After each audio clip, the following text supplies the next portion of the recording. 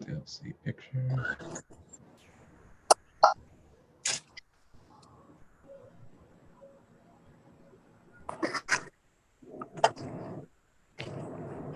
Morning.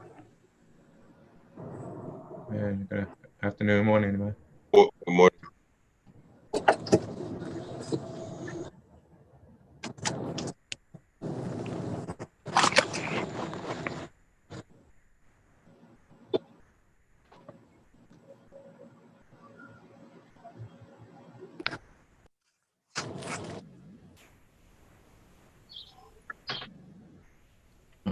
Okay, everybody. I'm gonna give a few more minutes so everybody can join us.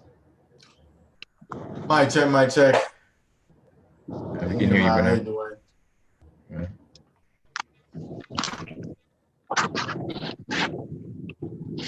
Okay. Good afternoon, everyone. I hope you're all doing well.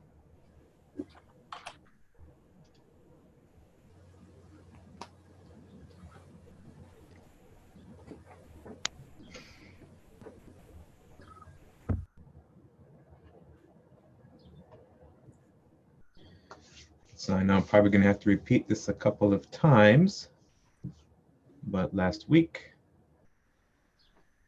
I told everyone that we will be posting a link to the handouts that Nehemiah has emailed to us over the past few weeks. And that link is in the meetup. Try to get you guys to sign up on the meetup and start RSVPing for class. I'll be posting links to the shared folder where I'll be putting up all the handouts. And the idea is to go through one handout per class, as well as take open discussion questions. So it's still an open discussion session, but we're just going to slowly go through these handouts. Each handout has a lot of information in it and generates a lot of questions. So I decided to just do one handout per class. The first one we're going to start out with, as you can see on your screen, is a brief look at the chakra system and the flow of prana. This handout is also in that shared folder, along with, let me see, 5 others. I'll just go ahead and post the link to that shared folder in the chat. I'll post it again later on as more people join the class. Dwayne, is today the first day you're using the flyer system? Yes, today's the first day.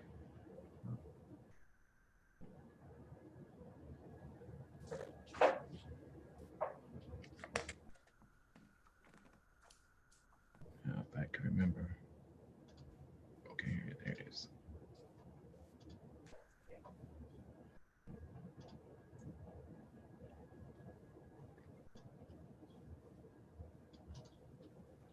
Copy,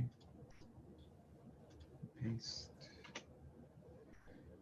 All right, and I'll also post it on YouTube. So if everyone joining us on YouTube, welcome.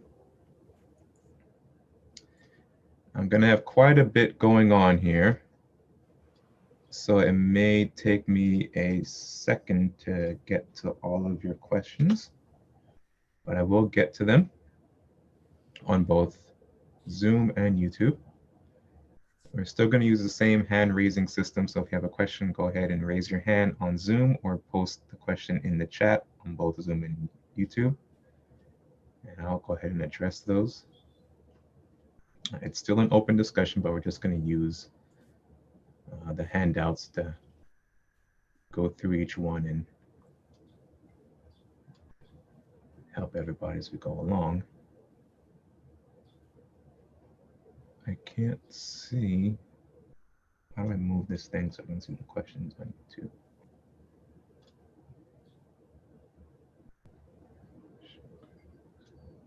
Oh, there we go. Hello, Mr. Jones. I see you on YouTube. Thank you for joining us. I've got a couple, maybe going to wait another minute or two, and then we'll open the floor for questions, but you can go ahead and start posting questions either in the chat or raising your hand, and we'll go ahead and take some questions first.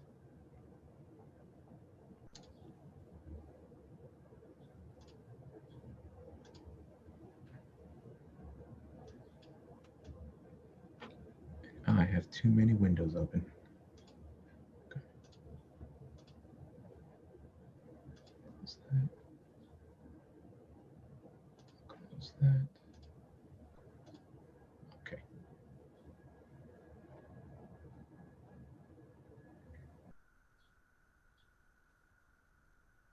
All right, so are there any questions?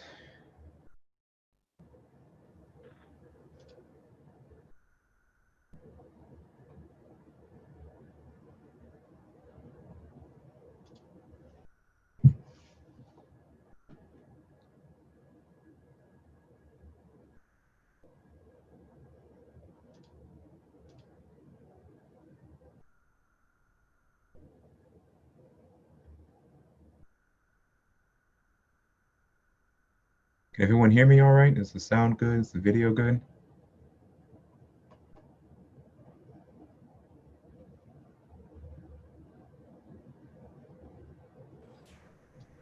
Yeah, I can hear you. Okay, great.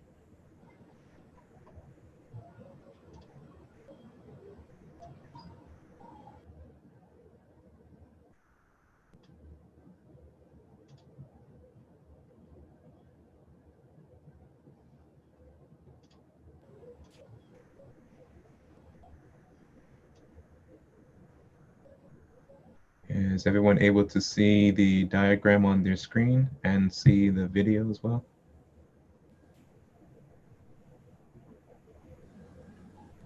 Yes, I'm able to see it. Okay, great. Thank you.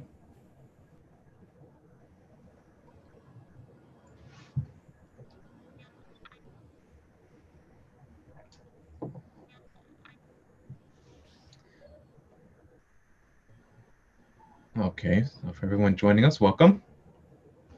Today's class is still an open discussion, so you can feel free to ask any questions you may have. But I also decided to add a study of the diagrams that Nehemiah sent out to us for the past few weeks. We've decided to go with one diagram per class because there's quite a bit of information in each diagram. And as we go through it together, and each topic we look at, each sentence we look at will generate several more questions. So I'm hoping this will help liven up the engagement we have in our open discussions. But you're still free to ask any of the questions you may have. We'll use the same format. You can raise your hand in Zoom or type your question in the chat in both YouTube and Zoom. Go ahead and pose them. Also, if I'm going too fast in when I'm moving through the diagram, let me know and I'll slow down. If you want to stop me and ask a question on something that Nehemiah has said in response to a question in the diagram, and go ahead and post that in the chat, and I'll go back and forth between Zoom and YouTube and try and get everything. So start off, does anyone have any questions?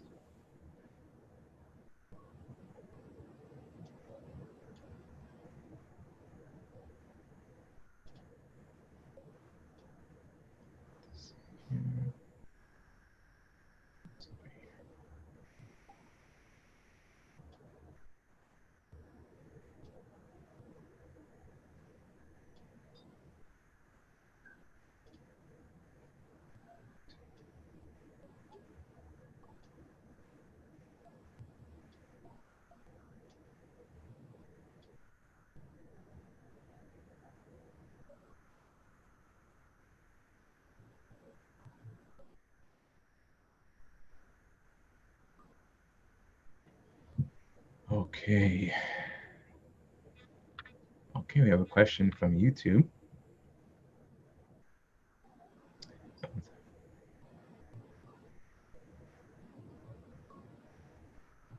How does one weigh up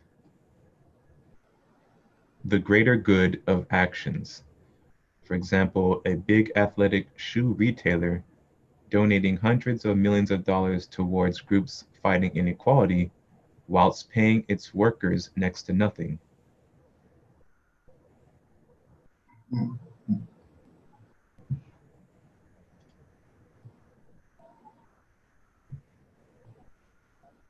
Well, the mystics tell us that the mystics, the yogis, the metaphysicians, all throughout history told us that one's action is governed and weighed by their intent.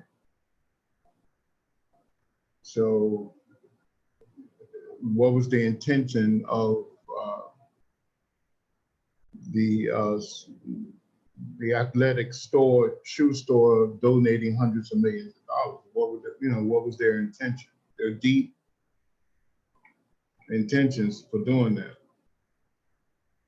It may look good on the surface, but it may not be, the intent may not be as pure as one would make it to be. So that's where karma comes in and determine the true factor of good that action and energy can be used or manipulated for.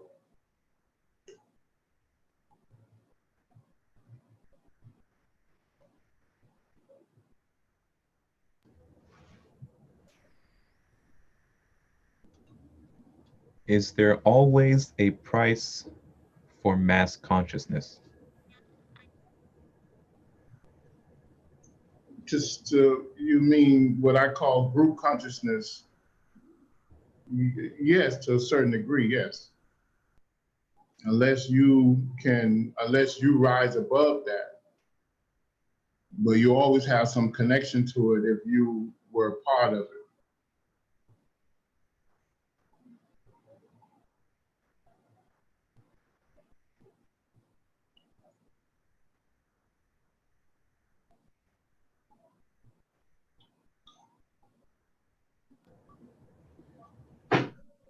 Okay, another question. What steps do you take to clear up the chakra system so that energy can flow? That's what I've been teaching for years. The 8 limbs of yoga.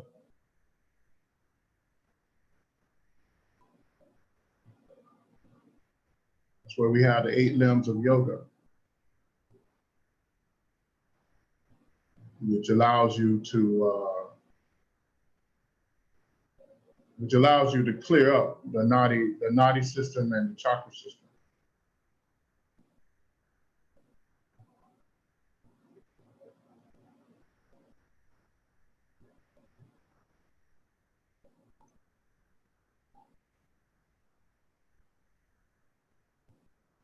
And the main points of that is number 1, right thought and action. Number 2, observe God in everything. Number 3 is positions. I think it's positions of power. Number 4 is pranayama. Number 5 is withdrawing the senses from the outside world.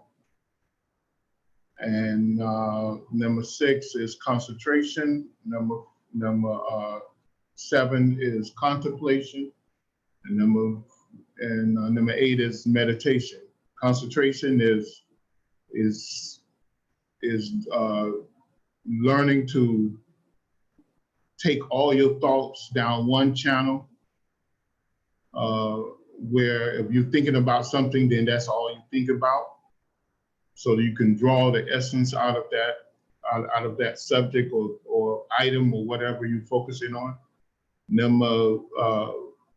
The contemplation is where, after you have focused your thought and concentrated on something, then you begin to see the psychic nature of that thing, and then you can read that as though, or communicate with it as though you're communicating with another person, but much deeper, 10 times, 100 times greater.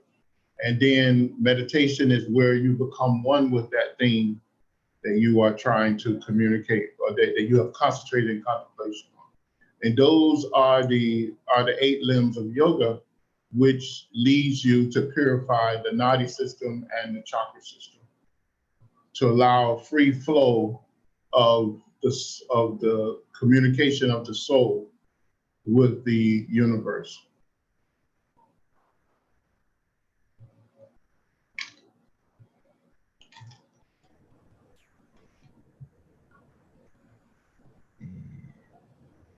I hope that answers your question.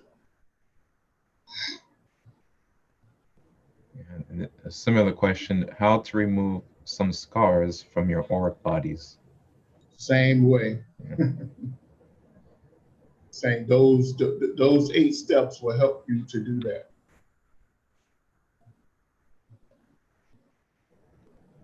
You know, and we build some. We're building some scars now, as we speak and communicate to each other. So as you walk, you're building some scars. As you swing your arm, you're building some scars. As you think, you are building some scars. So those some scars are either used up right away or stored for further use. And the some scars are mental scars and energy scars. And what happened is they become megabytes of energy for the aura and for you in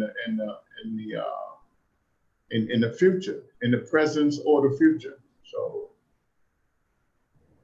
but through your own thought and actions, you burn up some scars. And make sure your thought and actions are good.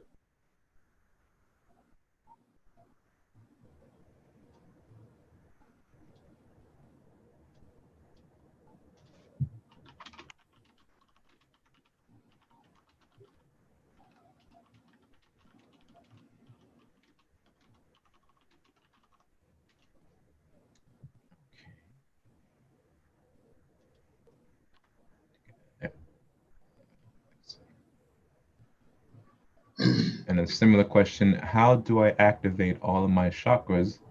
And do I need to have all chakras activated or healthy to experience any benefit? No, I mean, to your all your chakras are functioning properly. The thing that you are not connected to them 100%. Why? Because you do not have the necessary energy, which is the Kundalini. You do not have control over your Kundalini energy, and because we don't have the control over our Kundalini energy, we cannot fully activate or communicate with the chakras. Okay, so we can't connect our lower self to our higher self. So higher self is using the higher self, and the soul is using the full capability of the chakra system. But the basic self, which we are in a basic state of consciousness, we lack that ability because we cannot control this Kundalini, which is a vehicle of consciousness on our level of existence.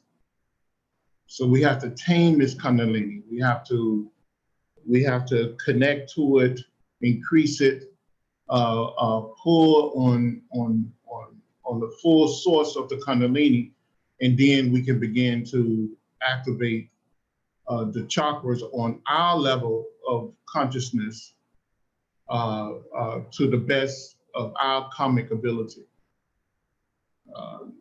And that is done through the journey of the 8 limbs of yoga. Like I explained earlier, you must first learn to concentrate, then contemplate, and then meditate. And all the other tools all the other tools, mantra, prayer, pranayama, all that is used to enhance concentration, contemplation, and meditation. All right?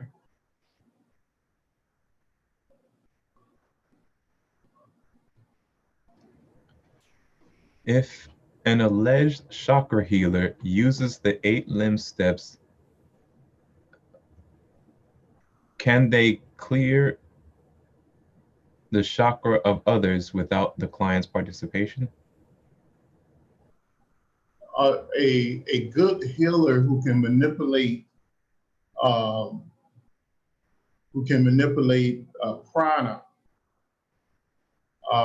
through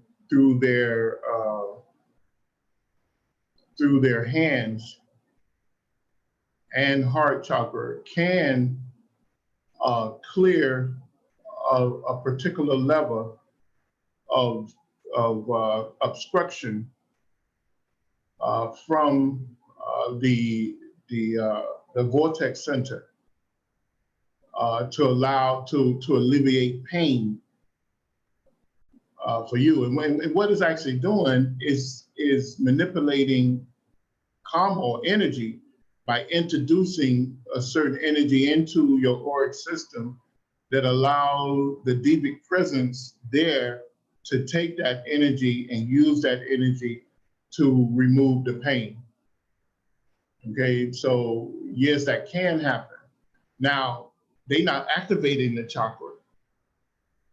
They're not raising your consciousness to any significant degree.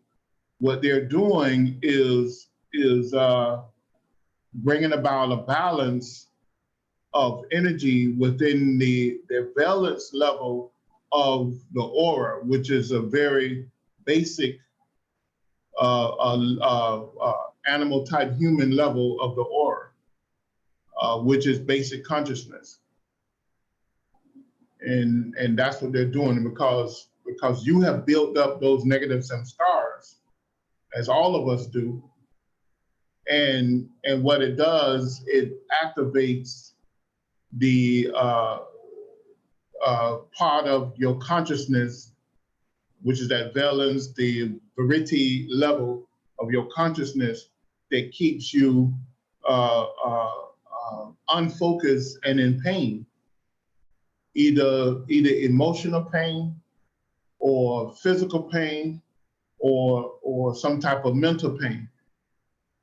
So a person who can manipulate the five major and 5 minor pranas through themselves, they can come and remove that aggravation from your from the first couple layers of your aura, the first outer layers of your aura.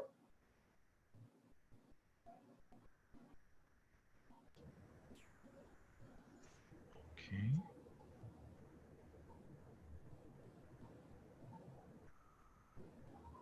What do you think about Rudra Shah and its influence on a state of a seeker? Influence on the state of what? Of a seeker. A seeker? A seeker or a student. I think the student worked through there, Elena. I don't know what they mean by that. I mean, Mudra yoga is a secret yoga, really. A lot of stuff on Mudra yoga is not given out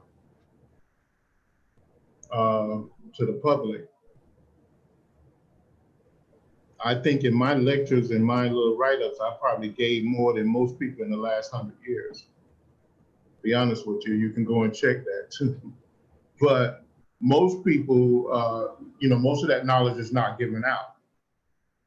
So Mudra yoga is, and then a lot of Mudra yoga information is given out is incorrect. They don't give you the full truth of it. Nehemiah, if you're reading off that question, I don't think she said mudra. I think she said rudra, if that spelling is correct. I don't see the question. I don't see the question. I'm allowing Dwayne to read it. Oh, yeah. What is it now? Rudra Rudraksha? Rudra, that's the base chakra. She's talking about the base chakra. Ask the person, is it a he or she? They talking about the base chakra or what? And then Rudra is the energy or configuration of the base chakra. I think she might be talking about mala beads. The mala, the malas? Yeah, I think when I look it up, it's basically the prayer beads that are used in Hinduism. Is it R-U-D? Is it R-U-D-R-A? Yeah. Yes. Yes. That's a combination of the conversion point of depends on what she's looking at, of Tantra Shastra.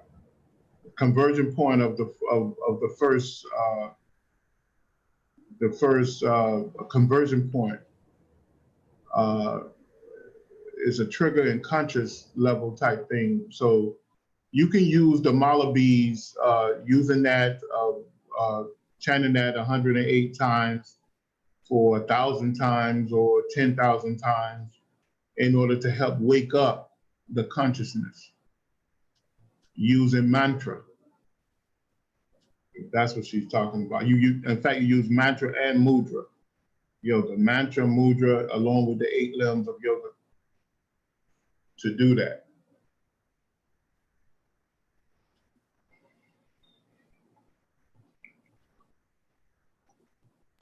I hope that answered your question.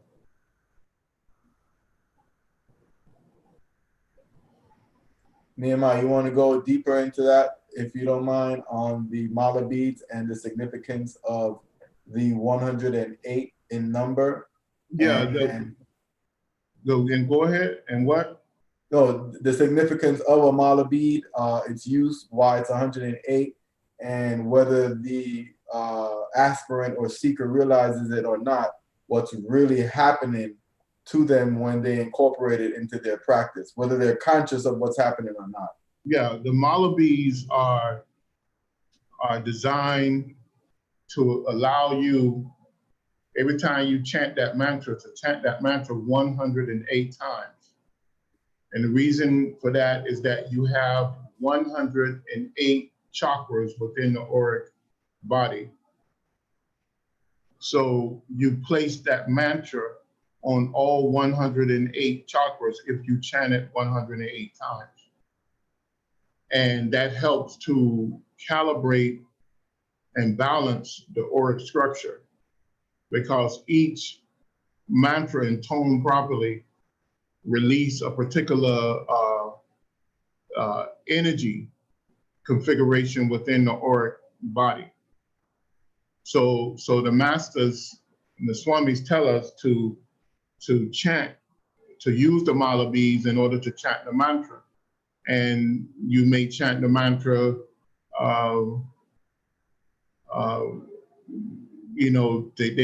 they would tell you do it 10 times, 15 times, but what they mean is do it 10 times 108, 15 times 108, 20 times 108, using the mala beads. So that's why it's, that's how important that is. All right, and when you learn to do that, you begin to feel the balance and the synchronization of the aura and the chakras, and you wake up that part of that basic part of the gnotic and auric flow of energy within you, where you can contact it quickly.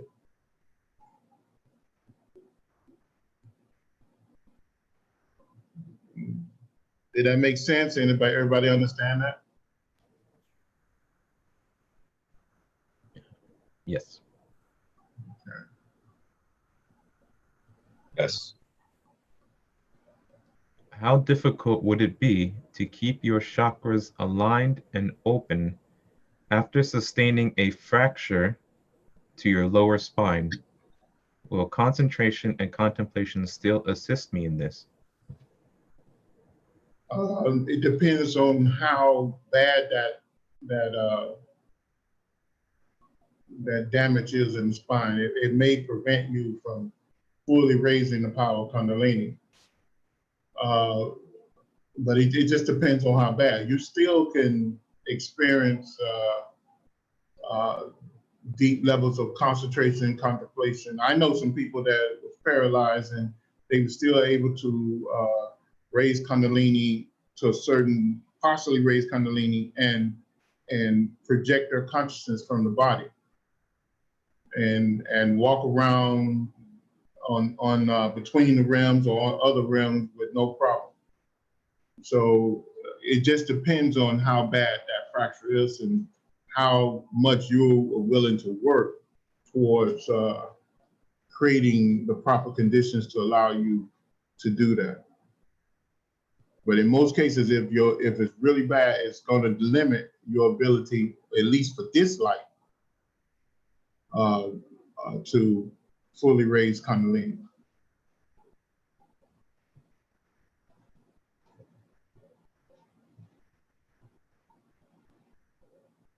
I got a follow-up question to that. So are you saying that any lower limb injury, because will ultimately impede your ability to consciously raise Kundalini, considering you're drawing the energies up from the lower limbs and concentrating at the base of the spine to be when you begin? Well, I thought he was talking about the lower back region, right? Right. Yeah, I mean, and also even in the leg region too, if you have some type of ailment or whatever, it's gonna inhibit you from raising that Kundalini fully. And then if you do manage to raise it fully, whatever damage you have there, you risk moving that same pain or damage or energy configuration of pain to a higher level of your body. So that's the danger about that. That's why when you get deep into Hatha Yoga, which is Hatha Yoga is an aspect of Kundalini Yoga. When you get into Hatha Yoga is designed to help heal the body and condition the body to take on the higher levels of Kundalini flow through the astral and physical bodies and mental bodies. So that's what that's for, because you don't want to raise certain negative energy configurations up to the heart chakra, and then you limit your life because of that. You limit your physical cycle of life experience for this life, because you moved the Kundalini up to the heart center without that Kundalini being properly, that aura configuration of energy being properly cleansed.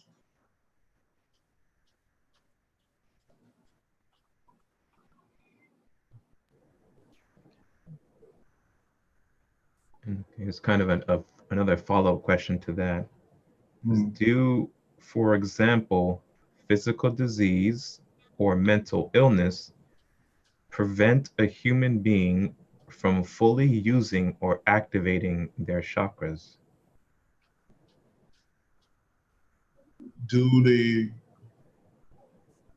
I didn't get it. What do you say now? Does like physical disease or mental illness, would something like that prevent a human being from fully using or activating their chakras? Yes and no.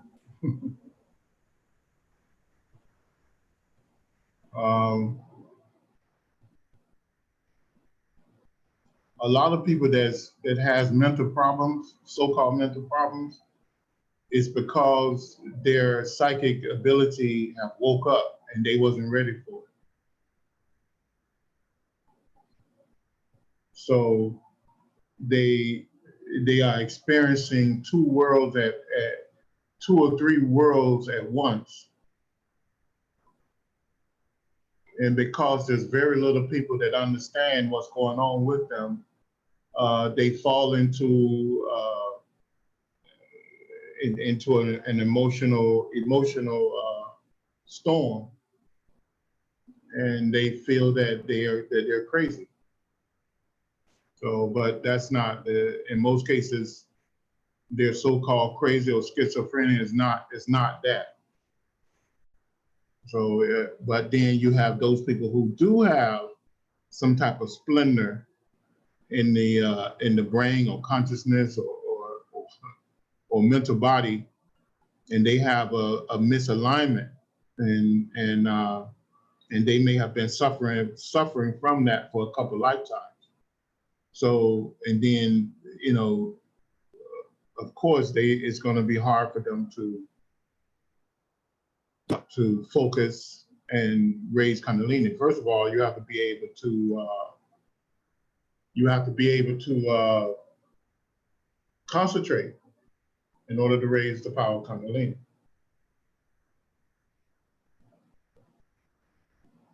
Can you still hear me?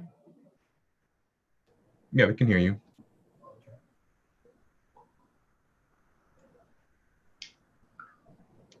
Powering on. Welcome to All-Tech Launching.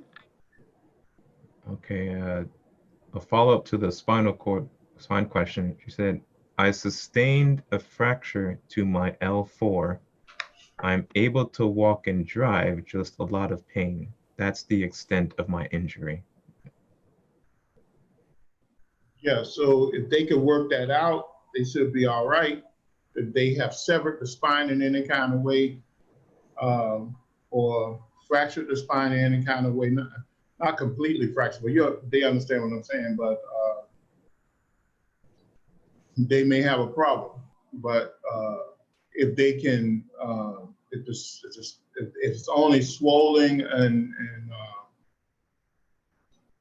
slightly damaged, then they might can work through that. But it will inhibit them for this life until they change that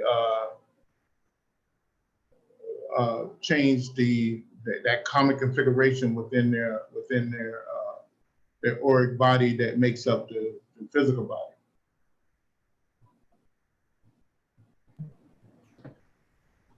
So would it be possible to reverse spinal cord paralysis with the cleansing of the energy prior to raising Kundalini? Or for that matter, cure any disease of the body? Would it be what now? Would it be possible to reverse spinal cord paralysis with the cleansing of the energy before raising Kundalini? I never heard of doing that. I mean, unless some adept or master was able to do it.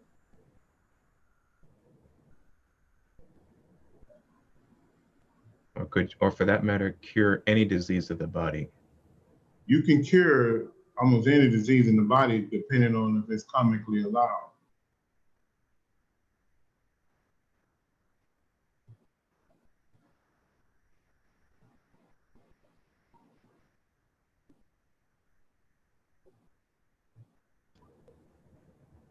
Okay. Mystics used to say that there is a way to travel through space and time fully physically or just your awareness when all chakras are activated. Is there any merit to that?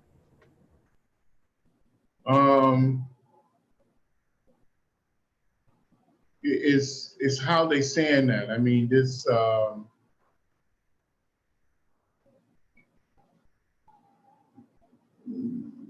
I think you almost have to be an ascendant master in order to do that. And then you're very, very limited. And you're only allowed to do what karma allow you to do.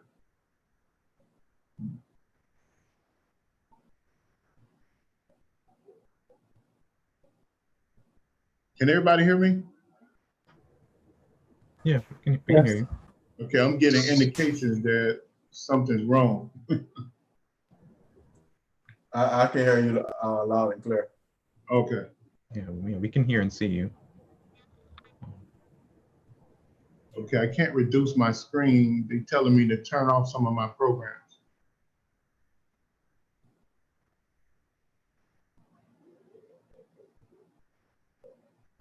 All right, let's see. We'll go on to something happen. Yeah. So yeah. When you see, people have to understand that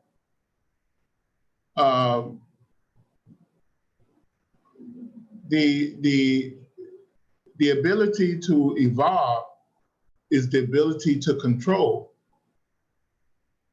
And one of our biggest problems is that we're constantly causing negative domino effects to happen to us and the people around us. When we limit that, then we find growth. And if you look at the first limb of Raja Yoga, of yoga, which is yama. Yama means to control your thoughts and actions.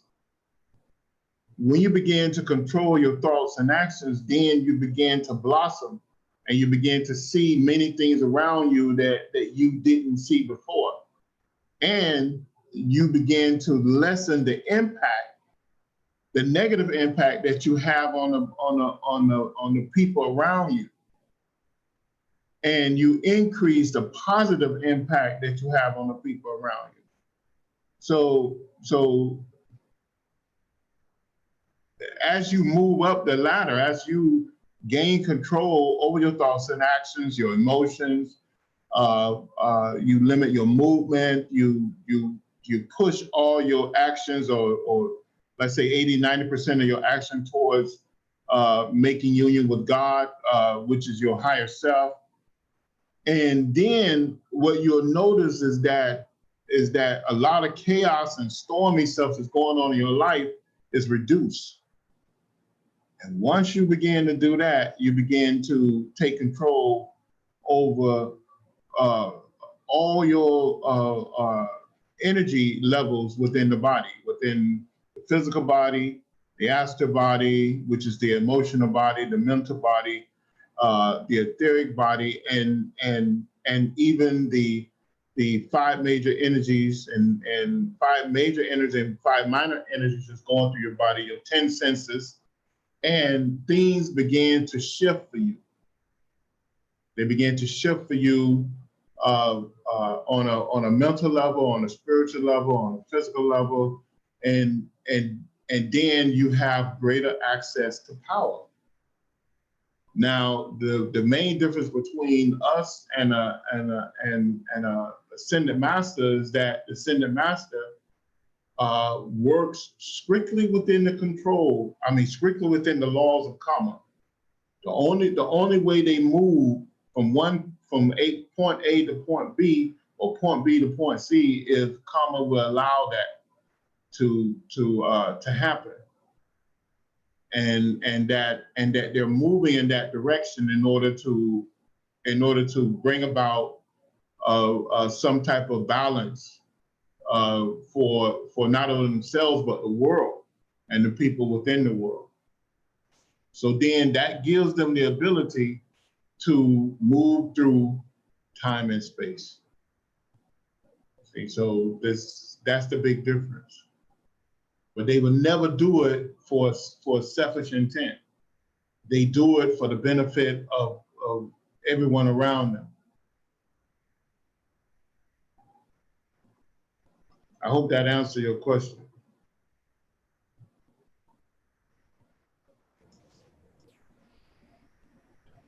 How can a person who has a mental challenge, i.e. being trapped in 2 worlds, manage their condition effectively?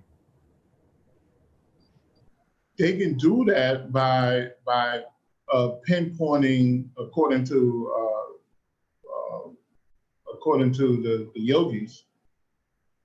They can do that by pinpointing their their condition. Why is this happening? Where is happening from? So a lot of times we create the mental conditions, emotional conditions, and even physical pain. We create that within ourselves by false, what they call, the yogis call false knowledge, false understanding, false awareness. You know how you sometimes someone can tell you something and it stir you up and make you so angry and you want to fight and care, and all of a sudden you start feeling that physical. Well, that can happen to you, not only in your present life, but it can happen over lifetimes. You can carry that condition from life to life to life until you single it out and do away with it. So, it's that simple. It sound like it's not, but it's that simple.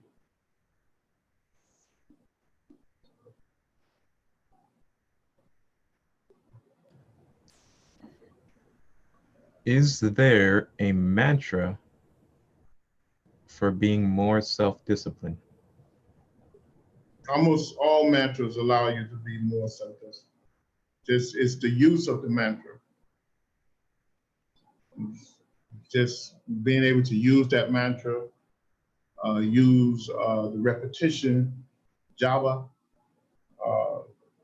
the techniques of Java and Mudra, and to use that mantra and bring about calmness within the auric body and the mind.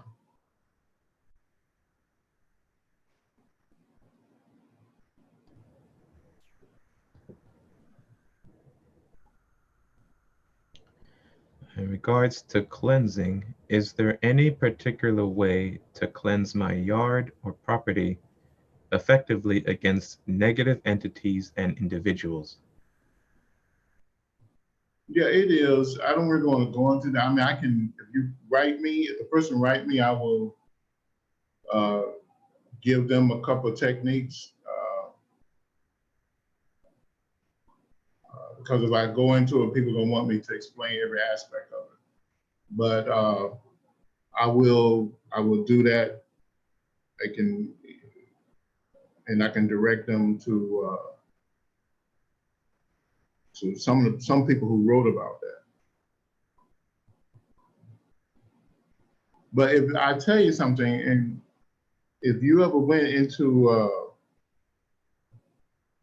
even on the islands, if you go to some of the old people from the islands, at least I did when I was a child, if you go there, you'll notice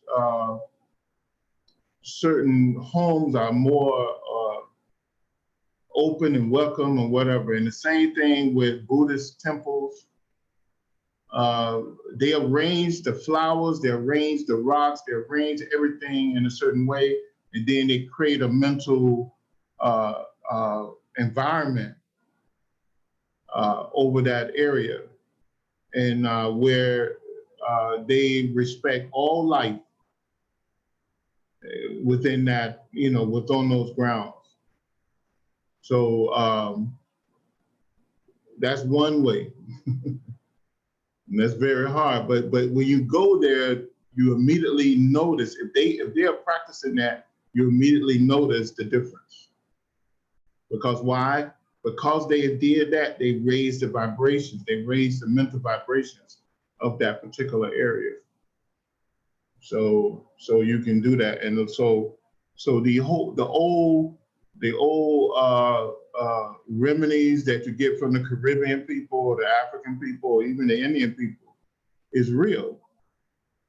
The salts, the sugars, the garlic and all that, but it's how you do it.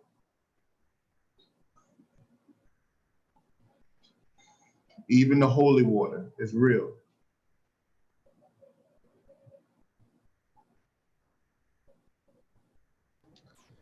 Okay, to follow up on the mantra question, I just posted a link in the chat to a Initiation into Dynamic and Soul Mantra album available by the Earthier Society.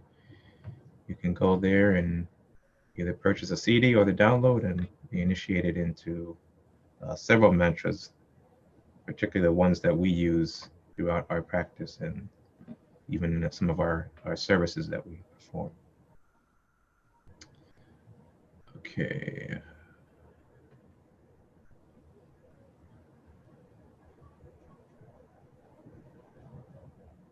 Everybody, these are good questions. A lot of questions coming in. Keep them coming. Let's see. Okay, so follow up on the mental challenge question. So once you identify the why this is happening, meaning the mental issue, would you recommend someone have to work with a mental health specialist to work on this, or do you have a book you can recommend on how to start this process?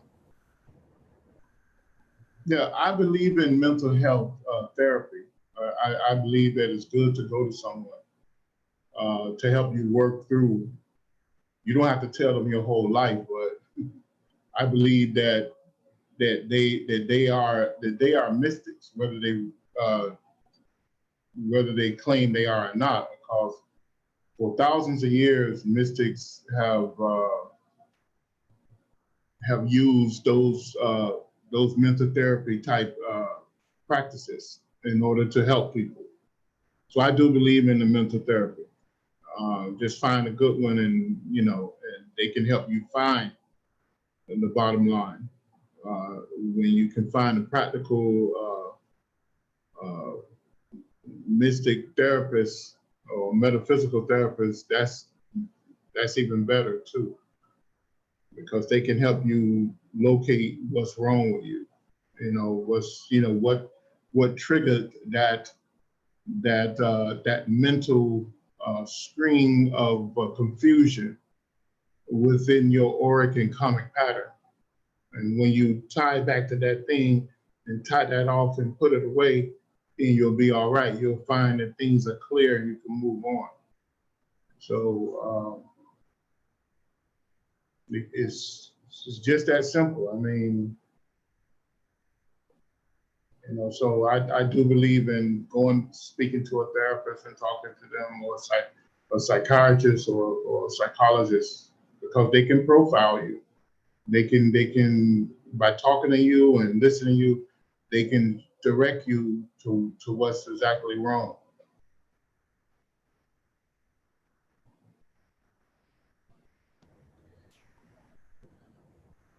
Can I create holy water on my own through prayer? Yes, you can. Yes, you can. You can energize that water, and then you can bless that water with the mystic, the mystic hand sign, and you can energize that water, because you'll raise the vibrations of that water. But then once you do that, you have to treat that water like holy water. So you have a special container you place it in. We use a blue bottle, a dark blue bottle, where we energize the water with the sun, with the ultraviolet rays of the sun, and then we bless that water from our own energy configuration. So yes, you can do that.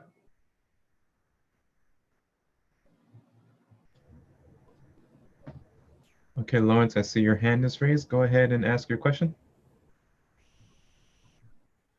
All right. I'm looking at the diagram here, and it seems as if the chart is showing us like to open up our Kundalini or our energy to like the crown chakras and higher. So I do remember one class where you said that you shouldn't open the Kundalini energy without the presence of a master.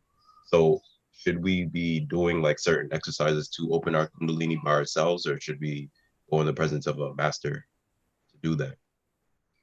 The practices that I recommend you to do, they will prepare you so that the master can come into your presence. So by doing these practices, master is going to come into our presence when we are ready. When you're ready, yeah, the master will appear. Okay. Okay. And the second question is, by doing mantra and doing a lot of spiritual work, like you said, 80% of your day, like just devoted to God, or just like all your actions going into devotion to God. Like it seems like all the relationships and all of the friendships and things like that in my life will like drastically change. And the way I know myself now, it would drastically change. Like where is the um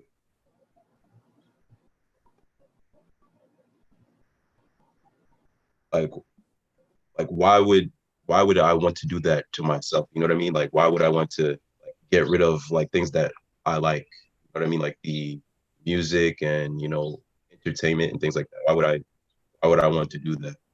I see this comment where it But says it's going to be a lonely world. What you're Just feel lonely. asking me is why would you want to purify your water? Think about it. That's what you're asking me. Why would I want to purify this water before I drink it? Mm. So that's how you got to think. You know, believe me, it's a lonely world. Just like Bernard was just saying, it's, you know, so, you know, I mean, people, you know, if people have to leave, then they you know, they're leaving because of their own, because they're not prepared to deal with, you know, with the newfound you or the new progressive you, you know, because it's going to affect their, you know, their activity in their life. That's nothing, that's no damage on you. If you really want this, if you don't, then jump back in the pool. Mm. You know? So, I mean, but, I mean, that's, I mean, if that happened, then like Jesus said in the Bible, Jesus said that, that when you begin to move towards the Lord, then you may lose your family and your friends because they may not be prepared to cleanse themselves. And that's just life.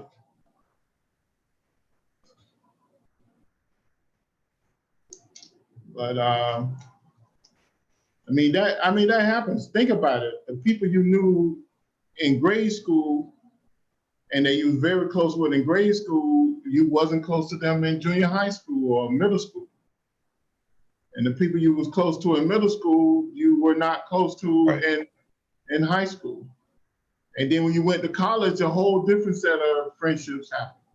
When you get out of college, a whole different set of friendships happen again. And as you move up the ladder on your job, then, you know, you have less and less friends. You might be popular, but you don't have anyone to hang with. Yeah. So, I mean, that's, you know, that's progression. But it's true, as you purify your mind, your body, your actions, you will repel most people, but you will attract good people to you. So that's the big difference. And you may find that you like being by yourself more than being around people. Yes. Unfortunately. Yes. That's the way it is.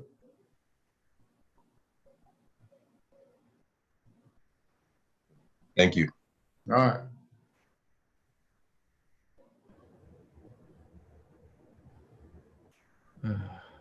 Okay. Where do I go next?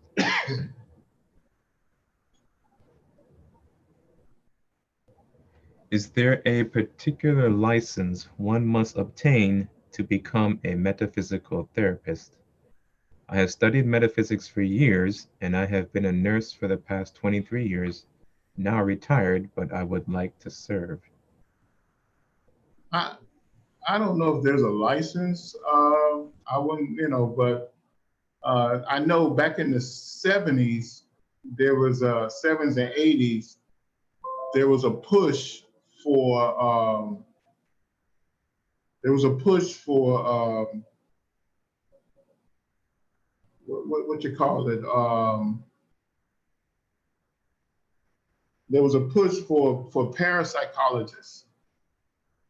And they were, they were very close to the mystic or mystic metaphysical therapists, because they tried to look at the whole body of a person. Oh shoot.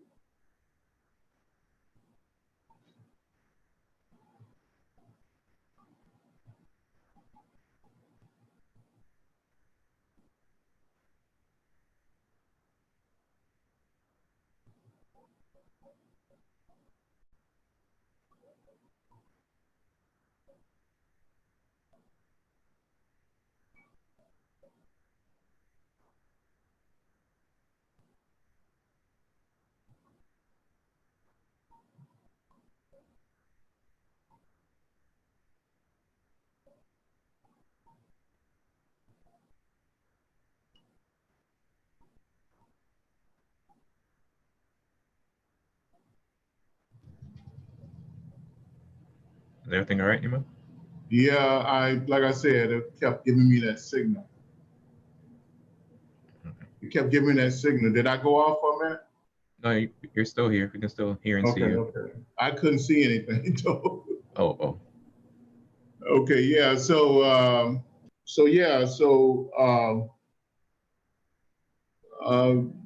I mean, a licensed psychologist, they can begin to introduce that, I would think, into their own therapy. But I know a lot of people, a lot of metaphysicians, they do that anyway. If the ones who are psychologists or psychiatrists or therapists. So I don't know any particular license that goes into that.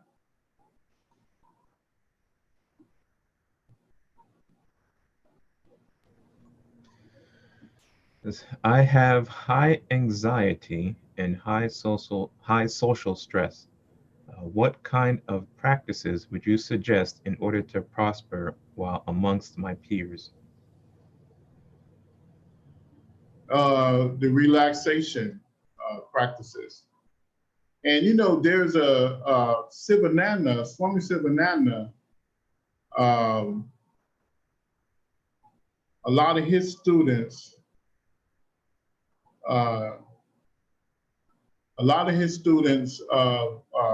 wrote. Because Swami Sivananda was a doctor, and a lot of his students were doctors or medical students. They were doctors or medical students who studied up on him, and they wrote a series of books dealing with different medical issues that metaphysicians and yogis and mystics deal with, because a lot of them deal with certain type of ailments like mental stuff, diabetes, hypertension, because just for the reason that we were just talking about, you tend to isolate yourself from people as you develop yourself, and it causes conditions, and they have to work their way out of those conditions in order to develop. So that's normal. So.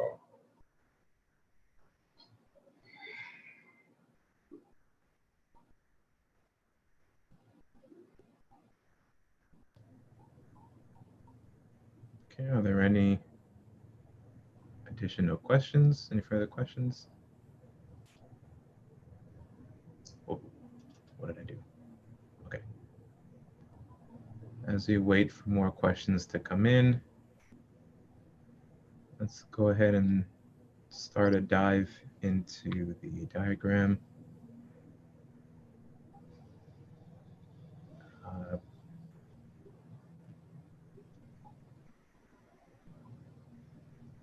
So can everyone see the diagram on their screen? And Yeah. to read it? Okay. Yeah, Nima, I got a question about the diagram. Yeah, go ahead. And I think it was you went over it in detail. I can't find my folder from that class session. But in looking at the picture all the way to the right, the two main pranas that we should, well, not we should, but normally in the right practices that we're trying to blend and mix are Udana and Apana. Is that correct? No, it's prana and apana. It's the prana and the apana. And Yeah, because you actually using Udana to help tame prana and apana. Because remember, Udana is the most active prana you have under your control consciously, and because you use the Udana and the Vyana prana to Vyana prana, you hold consciousness with that, and the Udana prana, you use that to walk with and express yourself with through your hands, right, and your head. You understand? yeah, keep going. Because remember, in the four states of sound, how do you embody the consciousness? You embody the consciousness. You lock yourself into the consciousness by finally reaching what chakra? The base of the spine. No. Are you talking about embodied consciousness begins at the throat? At the throat. So the Udana prana is centrally located there, or at least it comes into the body there, and then it distributes itself in the head, arms, and legs, which gives you the ability to travel as a fourth aspect being in a physical body throughout the world, throughout the kingdom of existence. So now when you get ready to try to tame that energy through pranayama, what do? You use your fingers, right? Uh-huh. And your legs, you immobilize your legs, you bring the energy to your fingers, and then you use your fingers through a mudra to regulate what? The heart and the apana energy. You get it now? Yeah, so basically, so that prana, Udana prana, since it begins at the throat, that being your first stage of embodied consciousness. So you have the throat, you have the hands, and you have the feet. So that is your expression as a human being or as a soul in this physical body. And since that is your most active form of expression, speaking, walking, moving your hands, et cetera, once you begin to immobilize those channels, are you saying now that there's a natural redirection of that prana down to the heart center?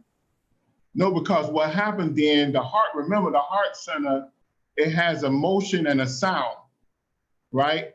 And the motion and the sound helps the mental, the Vyana prana circulate through the body. Right.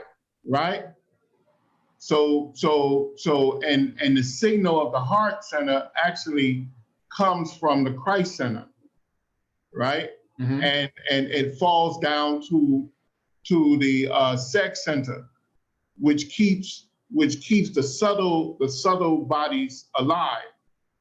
So now you use the Udana prana and the Samana prana to bring about a full conjunction of all the pranas. But the two main pranas that's elusive is the prana in the heart chakra, which springs up and then springs back down and springs back to its original position constantly. So, and then the apana prana springs up and springs back down constantly, and they never mix for a long time. So the yogi job is to bring those two pranas together and have them to mix. And when they do, they create a full conjunction of the pranas, and then they take control over all the mental bodies, over all the subtle bodies. So then what is the tool that places the greatest restriction on those two pranas specifically? What do you mean, the tool?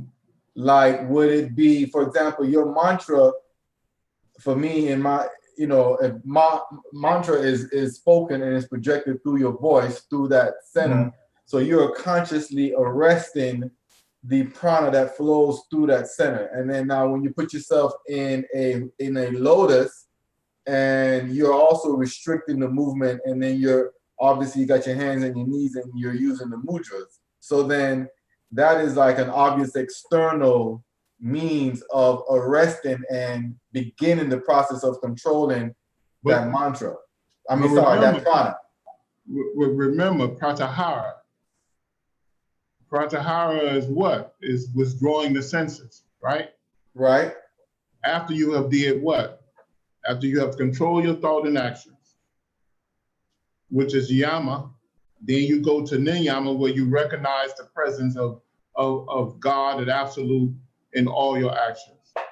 And then asana, which is the mudras, which is the seats of power, where you use the lotus in order to restrict the flow of energy. And then pranayama, where you begin to control the breaths and regulate the breaths, because the breath is the thing that does what? It's the thing that helps you sustain consciousness and lock you into the body as well. So then you move to pratyahara. Pratyahara is moving, is bringing about the immobility that you are seeking, so that you can take a hold and control the mental bodies, the astral body and the mental bodies. Because the astral body is the thing that forces you to move around like restless animals while you're in the physical body. Because as soon as the physical body tires itself out, the astral body can go run the gamut on between the realms. See, so what are you doing? You're bringing about control over these things, because once you take care of those first 5 limbs, then you can walk into concentration and eventually contemplation, where you can begin to experience a control over 2 or 3 worlds, the physical world, the astral world, and the etheric world. And it's all done through controlling the flow of energy and the mental energy. Okay. Apana and prana, bringing about a connection with those two, and then also controlling the flow of Pingala and the Nadi flow of energy. It makes sense? Yeah, but you said mainly through the Pingala Nadi, correct? Well, the Pingala Nadi is the positive energy that makes you move around. Yeah, and that's what Apana flows through primarily. Yeah. Okay.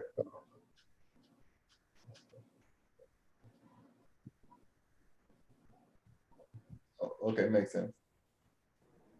All right. Okay, so I'm just going to read through the diagram and stop along the way to ask questions about a particular passage. Start on the top left, chakras. So chakras are a series of vortex centers of mental, vital, and sonic energies being pulled in and out of the subtle auric structure. It also moves those energies from one realm of existence to the next realm. Okay, so vortex centers. What do you mean by vortex centers? It's the chakra itself. Because when you look at a chakra, it's like you'll see energy going in and you'll see energy coming out at the same time.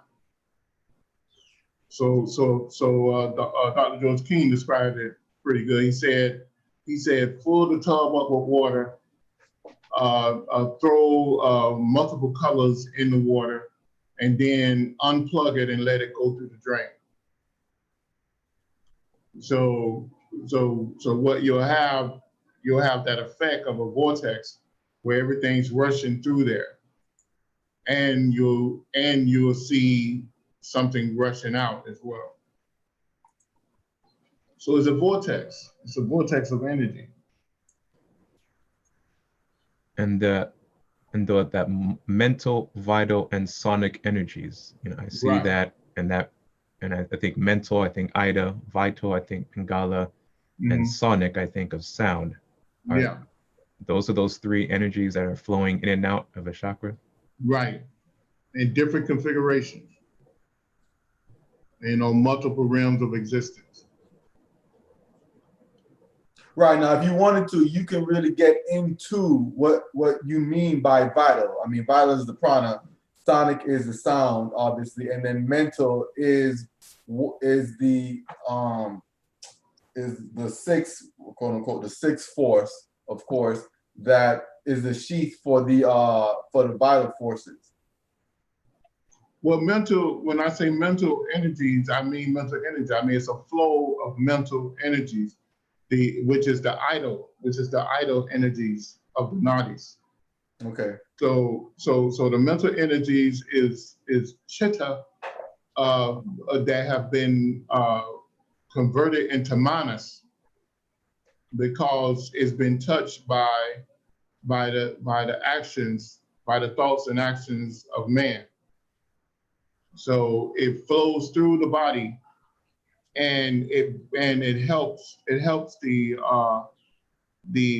base chakra split the energy up, taking the mental energy in one direction and taking the vital energy in another direction, and then coming back together through the vortex centers, creating a mental level of activity with the five and the five major and five minor pranas, and it brings about different mental configurations according to the tava or tavic configuration of those energies radiating from what the mystics call the Mahabindus, which is the sun, earth,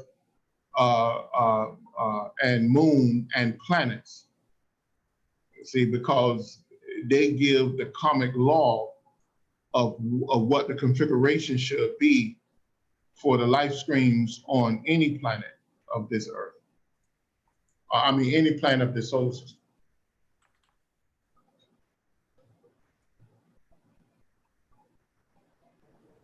And all this is in the ancient books of Tantra Shastra and Mantra Shastra.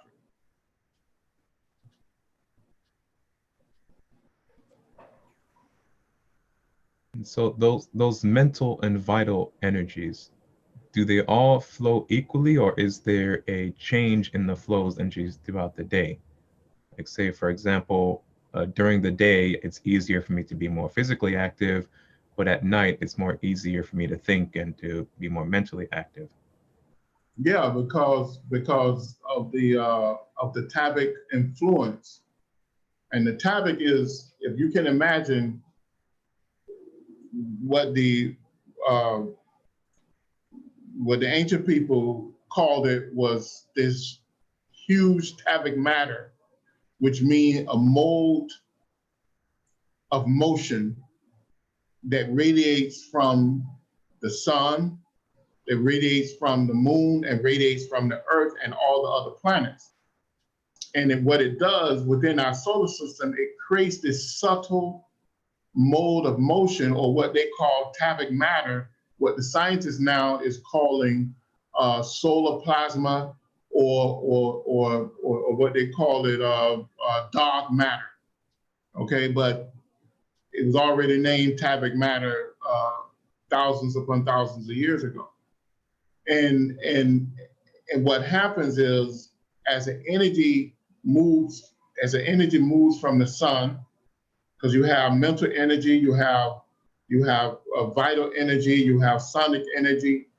What these do, they create different patterns, and it's the angle in which they hit the earth which determine the pattern. If we have 365 degrees on the earth, on this earth that we recognize. So what we're told in the ancient books, that there's 360 tabic rays that impact this earth, and those same 360 rays impact our auric structure, and they align themselves with along the major chakras in different categories or levels of rays. You know, one may have 54 rays, another one may have 62 rays, another one may have 72 rays. But it determines on how that vortex center creates its pattern of mental, sonic, and vital energies, how it would take on. Now, each one of those rays become a realm of existence. So basic man actually live, or the human life form, human and animal life form, on Earth actually live on 360 realms. And those 360 realms are broken up into 7 major realms of existence. But each chakra, depending on how many tabic rays they are, that's how many realms of consciousness and vital energy configuration that's within that major realm, according to the Tantra and Satra, the Tantra Satra and Mantra Satra doctrines that govern the nature final forces of energies. Right, so your vortex center is really a door to a realm or plane of existence that we exist on 24/7. Right. And that's how you can shift from one level of consciousness to the next. One minute you in the gutter thinking terrible things, and then the next minute you shift up and you're thinking all these spiritual elevated things. So you're moving your level of consciousness from one plane to the next, and you're firing or activating either the heart chakra, throat chakra, or even the base or sex chakra. Where most of us operate from the base and the sex chakra, and we have flights of moments in the upper chakras. You know, we don't sustain it there, and it's evident when we look around our world, because we allow separation based on speech, language, color, culture, and all these stupid things. And we have this vast resource on Earth, but yet only 30-40% of the planet can take advantage of the resource because of greed. And this is, this indicate that we are operating on our very basic levels of consciousness. You know, only a few of us actually operate on the higher levels of consciousness. If you were to project from the body and float up and get to an angle where you can see all the realms of the earth, the first thing you'll notice is that the lower realms of the earth is highly populated, and the higher realms of the earth is barely populated. So it's very few people on the higher realms of the earth. And that's the state of consciousness that we're at. We're at this basic level of consciousness that allow all this confusion to happen. Okay, so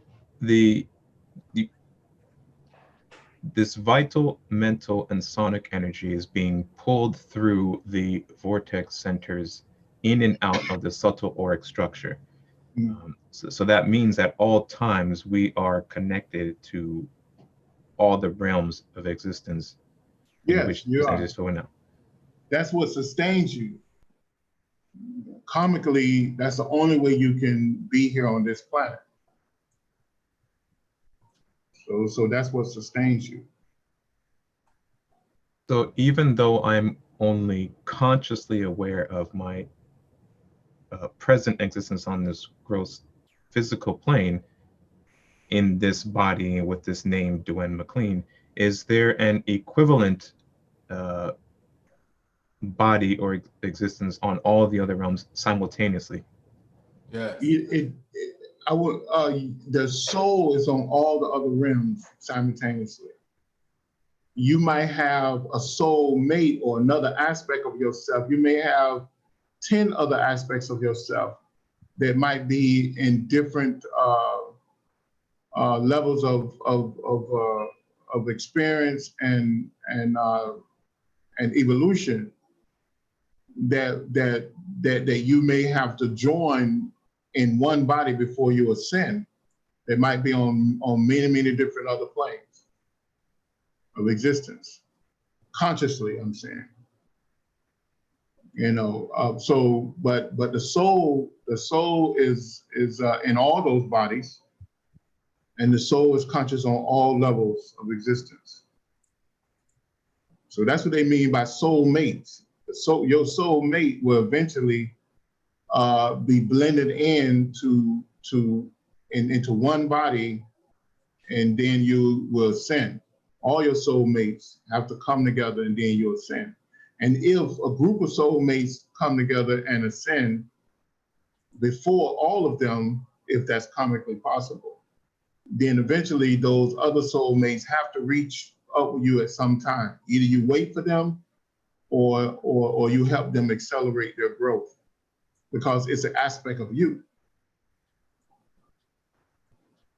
And the only reason why consciousness may be split like that is because of some type of negative impact we may have had in our previous lives. Okay, so these soulmates, it's not like it's, you know, dozens of Dwayne McLeans spread out throughout the realms. Names. Yeah. They take on different names, different expressions, whatever. Okay. But it's still part of you. I mean, all of us are just one life. But when we have to break this up in order to understand it. You have a divine spark of, you have spirit, which we call the divine spark of God. That spirit creates a soul. That soul creates multiple expressions of itself. And at times, in order to create a balance of karma, then the soul may have to split the physical body up, the physical expression up in multiple levels, such as like a Hitler. A Hitler was so evil to cause the death of millions of people. Hitler could not be reborn in one body. The expression consciousness of Hitler could not be born. So Hitler had to be broken up into dozens and dozens of bodies, that expression of Hitler, so that it can never come back in the next life, whether on the astral planes or the physical planes, and create the crime that Hitler created. See, the same thing with Genghis Khan, the same thing with a lot of these mass murderer type people. Even some of the presidents or leaders or dictators, they could not be allowed to come back in as one expression in their next life. So their consciousness had to be split up. You know, so and this knowledge used to be open and present to the world at one time, but our own ignorance and walk away from metaphysics locked us in this knowledge. But it's evident when you look at the ancient wars. What did they do when they finally caught what they call a terrorist who terrorized their neighborhoods or their country? They chop them up. They chop them up and send it to all four corners of the world, of their world. So, and why did they do that? Because they was mimicking the law of karma. So that's why they did that. But the law of karma would not allow that person to be reborn and cause such great destruction like that again.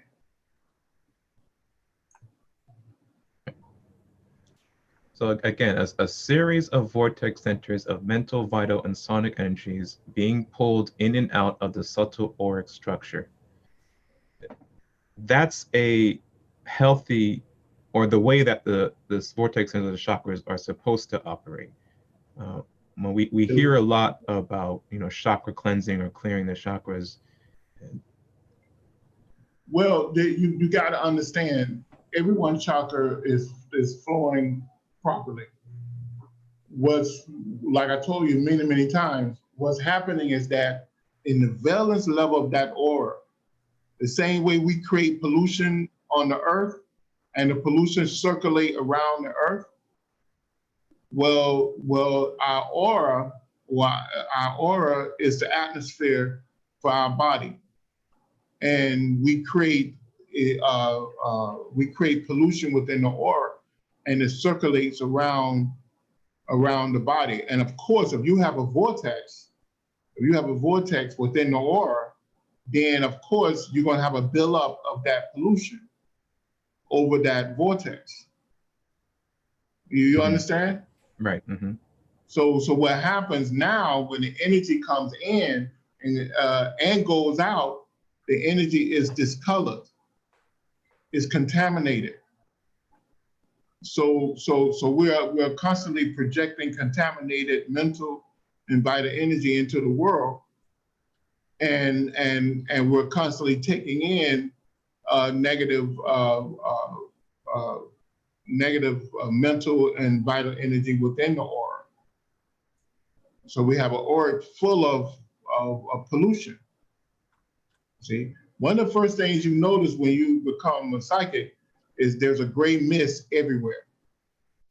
That gray mist is the negative energy built up from all the actions and mental thought from all the people on Earth. They have contaminated this Earth. That's one of the first things you notice. This mental smut, this gray mist and smut everywhere. You know, it's not until you get to the higher realms where you see this blazing bright light, you know, and it's not until you can look psychically to look and filter out the gray mist that you see all the beauty and everything. Everything else is an illusion if you don't see the gray mist here on this earth, because it's the same way you have the topsoil, the physical topsoil, which is the dead remains of everything of the past.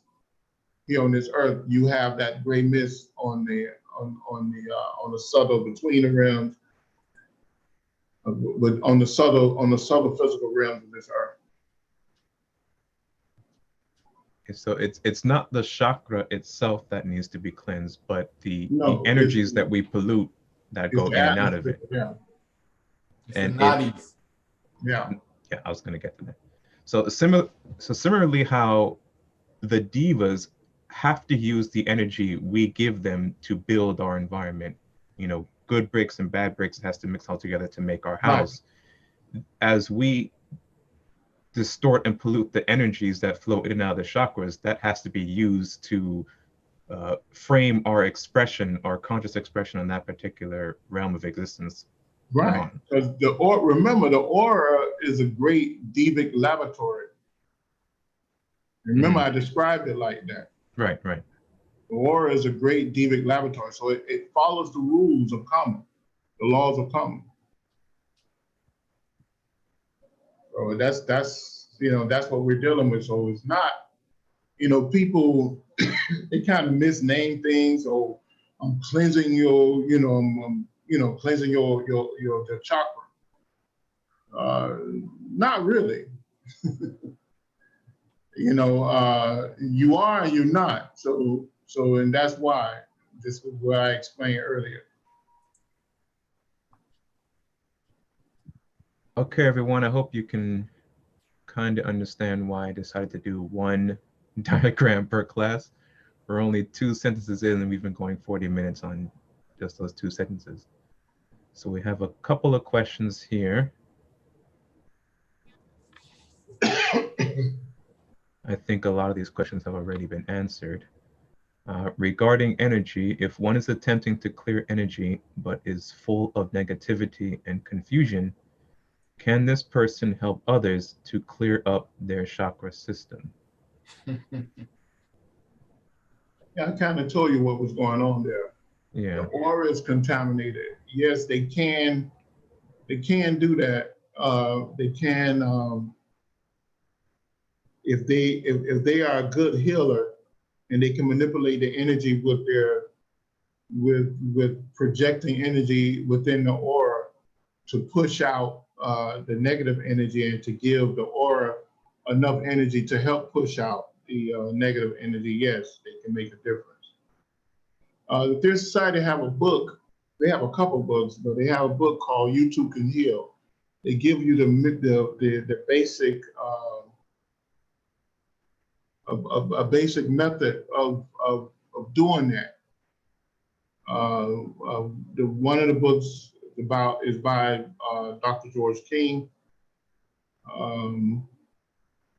It's called You Too Can Heal. And then Richard Lawrence redid a book based on that system as well. They should be on the fears.org book. And then there's other healing books too, someone called Prana Healing. If you write me, I think I have copies of those books electronically. I can send it to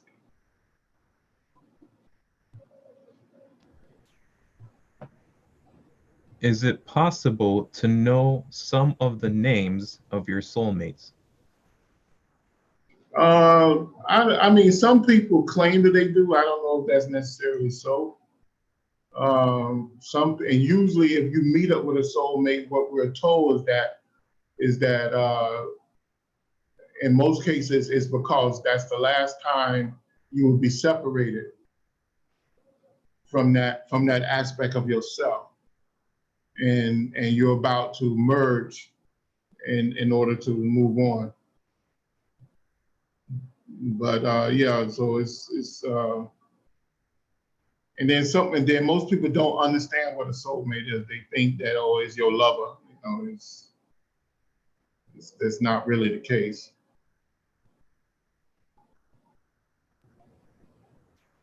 Yeah, in Dr. King's lecture on soulmates, he said you might even be enemies when you first. Yeah, you might be enemies. Yeah.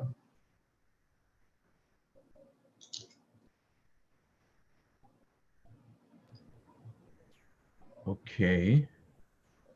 So let's move on to nadis, and I think we'll stop at nadis for this class, and we'll pick it up next class on the other area on prana and so forth. So nadis are thin lines of force radiating from the dormant Kundalini as separate flows of subtle energies called the Pingala Nadis, a vital positive flow of energies, and the Ida Nadis, a negative mental flow of energies. And if you look at the diagram, you'll see the Pingala Nadis is represented by that red line, and the Ida Nadis is represented as that dark blue line, and they are intersecting each of the major chakras along Sushumna, and Sushumna is represented as that light blue line traveling up the middle.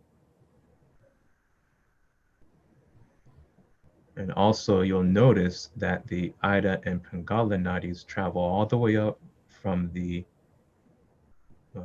base of the spine chakra up to the Christ chakra, but do not extend further. So that sonic energy, is that not represented in the nadis? Is that different from the nadis? Well, the nadis is a sonic energy. Remember, what is sound? Consciousness. Consciousness.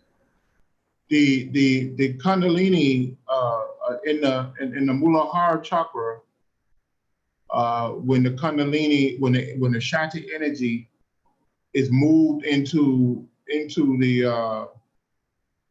Muladhara chakra, because of karmic pressures and karmic law, the Shakti power must go into a dormant state, and the ancient teachings say the whole becomes the not whole. So how does the whole become the not whole? It goes on to tell us that what happens is that the Shakti consciousness falls into a state of Kundalini. And when it falls into a state of Kundalini, it releases a celestial sound. And the celestial sound produces three things. It closed the door to Sushumna, and it released a sound vibration of Ida and Pingala. And with that is released a flow of energy within that sonic vibration. One mental, one flow of energy is vital. And then it moves up and begins to seek an opening. And when it comes to their sex center, it creates six petals, six sounds as it whistles through. Not necessarily creates, but the sounds are already, the petals are already there, but it finds six openings. And those are the letters of Sanskrit. There's four at the base as it moves up as a twin sound on each side, two vital, two mental, and then it goes and it creates six, then it goes to the next level, creates 10, 12, and then it creates 16, then it merges back to 2 in the Christ chakra. So, and each one of those petals are sounds or what they call seed mantras, and they make up the 50 letters of Sanskrit. And each one of them is considered a mantra. And then, of course, in the midst of all of that, you have a great devic presence that's brought forth in order to manipulate that energy in each chakra, because each chakra represents a vortex opening, but it also represents the presence of a Bindu. The manipulation of that of the great Bindu energy is radiating from one of the Maha Bindus of Earth, Moon, and Sun. So that and there that diva releases the sound for that vortex center, which manipulates all the other BJ sounds or seed mantra sounds, and manipulates the flow and place the karmic law to the flow of energy on those particular major rims of energy flow. Okay, so in this celestial song that's being released by Kundalini, so what you're saying is, as it travels upwards in its search back to its original self, which is the crown, you're saying there are two primal sounds. There's one primal sound based upon each letter, and then there is another sound that governs those sounds by the diva for that center. True or false? Right. Okay. Right. Which one is kept in secret? For that, we're given what we call it. We are given the two sounds, but we don't give, it's not the full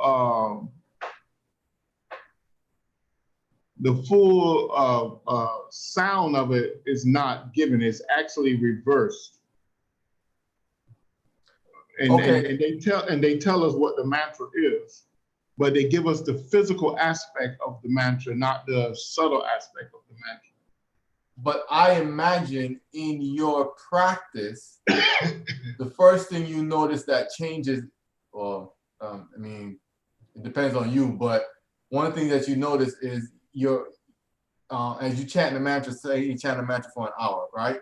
So the deeper you chant the mantra, you go into the session, what you hear consciously sounds different. So is that something that is essentially revealed to yourself?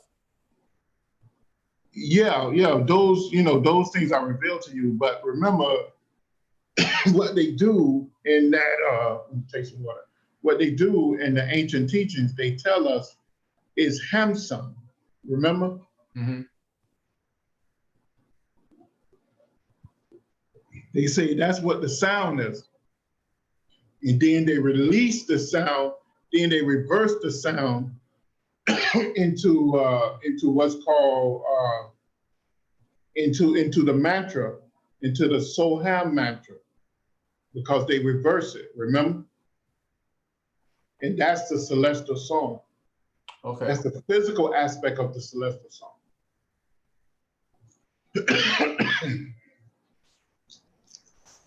You remember now? Yeah, because I was reading,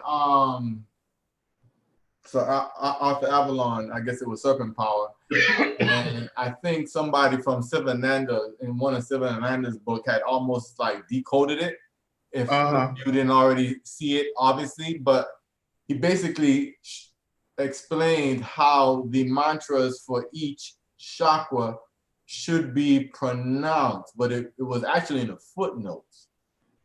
It wasn't really just out there. You had to kind of read it like 10 times. So I was wondering if that's what you're talking about when you're saying it's kind of like reversed, it's kind of revealed to you.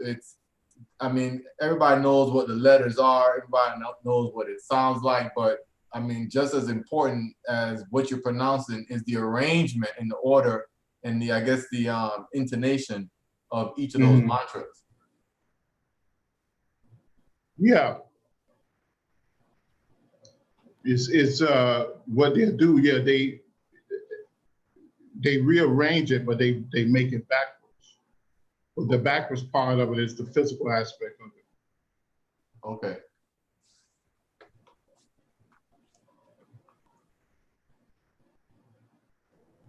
So going back to those two sounds, my mind is brought to the 7 dimensions, where Mhm. you have that an initial sound, which is the energy being released, and then that second sound, which is the kind of molding and shaping or governing that energy. Mhm. That makes me think of the 7 dimensions. Does that fit into the 7 dimensions of creation? And if so, how does it? Well, everything fits into the 7 dimensions. I mean, but because the 7 dimensions is the law, is a karmic law, Mm-hmm. and the diva of each chakra is a karmic lord for that chakra. So it will force all energy to follow the law of karma.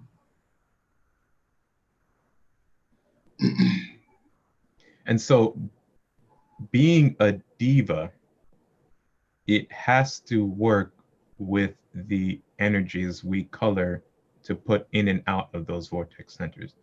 Like it can't say, no, this energy is not allowed in this realm or whatever. It has to work with the energies we push through that vortex center. Say that again. So you're saying that the diva that governs that realm, it's being a diva, it has to work with the energies that we provide it to go in and out of that particular vortex center. Like it can't reject certain types of energies or allow different others. If we give it bad energy, it must work with that energy, in a sense. Yeah, it's gonna work with the energy.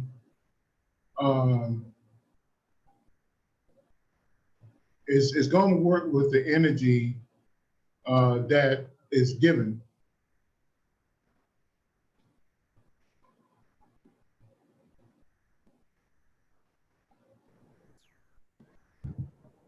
Okay, another question here. You understand that? Yes, I understand it. I was more just voicing my thoughts. Yeah. Okay, another question here. Regarding sound, I find sounds on YouTube to help clear negativity, healing, etc.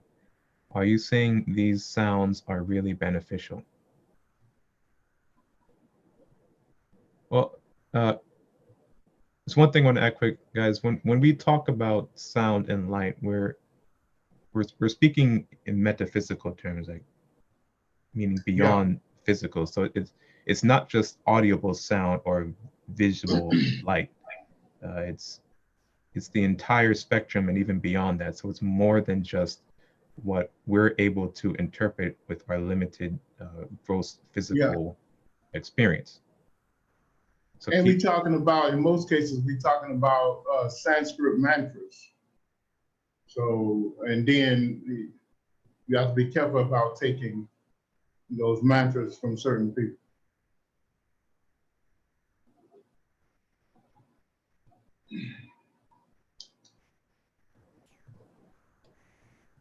Yeah, I start coughing when I'm giving away the secret, Bernard.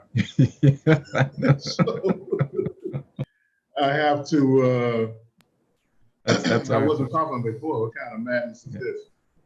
All right, that's our cue. So that's the red light saying, hold it down, you know?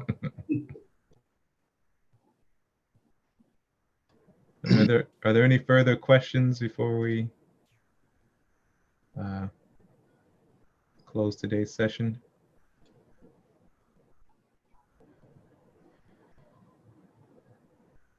So again, we're going to be working through these handouts that are in the Google Drive folder link I sent out.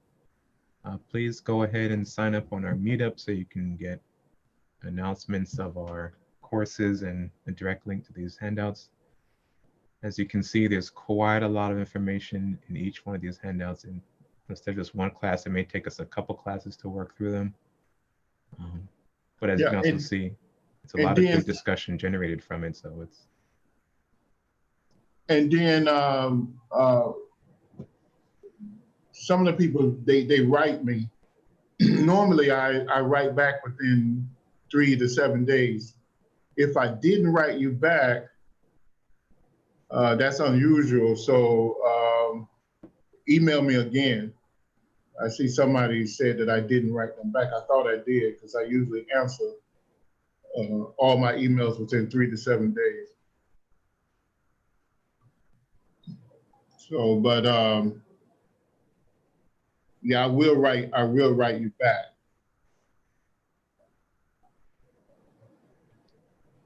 Okay, so far we got through the first 4 sentences on chakras and nadis. Next class we'll pick up on prana, and we'll still take your questions in an open discussion format. So let me check really, see if you have any final questions. Okay. All right.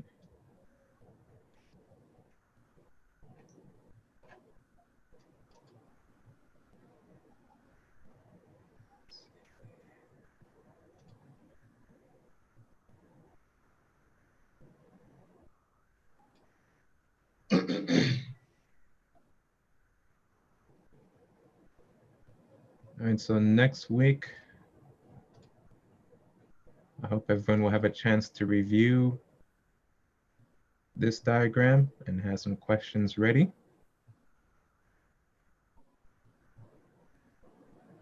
And oh, so after we finish this one, the chakra system and flow prana, I plan to pick up there's 2 karma handouts. One handout is a single page. I think the other karma handout is like 2 or 3 pages. Again, there's a lot of information in each of the handouts, but after we finish this handout, I plan to move into that was a class we did a long time ago, right? Yes, it was. About 8 years ago or something like that? I think so, yeah, a while ago. Yeah, so they can go and look at those classes. That may drum up questions too. And also one of the reasons why I chose to start with this chakra system is the teaching methodology that Nehemiah uses focuses on the mystic constitution of man and how all the teachings apply to that. So having a foundation and a thorough understanding of our true constitution helps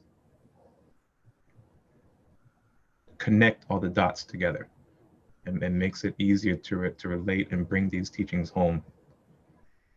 So keep in mind, as we're going through these handouts and through all the classes and all the studies you do, it all relates back to your mystic constitution.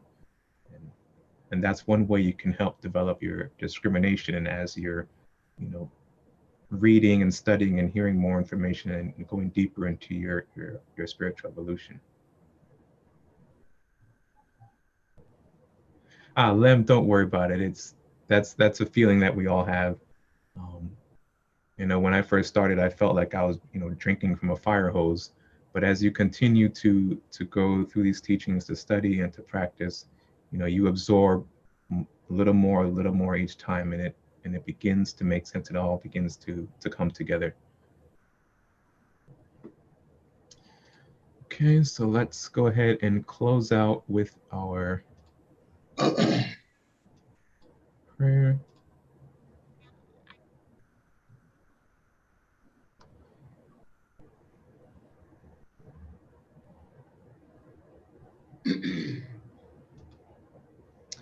Colleen, go ahead and send us an email. Specifically for the mantras, I'd shared a link to a mantra initiation album that we use. But when you send us an email, I'll send that to you as well. Okay. Let's see, how do I swap this? And that's too big. Can everyone see the prayer on your screen?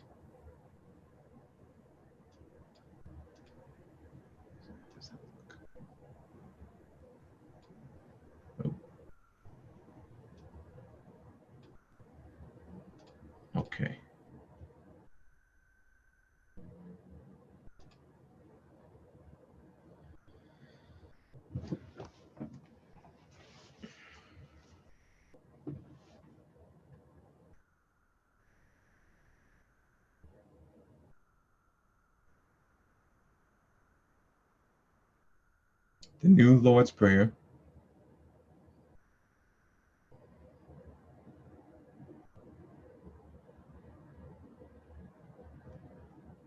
O divine and wondrous Spirit, O everlasting Lord of hosts, send forth now through me thy great and lasting power.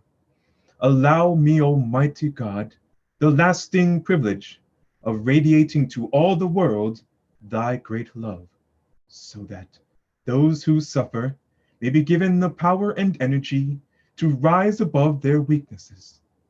Almighty God, in great humility do I ask you to send forth your power to give to me this great lasting privilege of being a channel, so that my suffering brothers may be helped and guided and healed and lifted into thy light, so that they who know not may look up and in doing so receive to their higher selves your divine counsel. Almighty God, this day have you granted me a divine privilege. I ask you now to give to me the strength so that never again will I turn from my inner vision of you. Oh, great peace, great peace, great peace. In praise of your greatness, O God, doth my soul sing, granted energy to sing on forever and forever.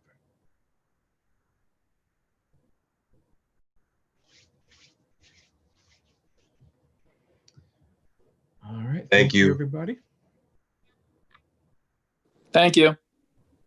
Thank you. All right, we'll see you next time, and make sure to review those handouts so everybody has homework. All right. Have a good afternoon.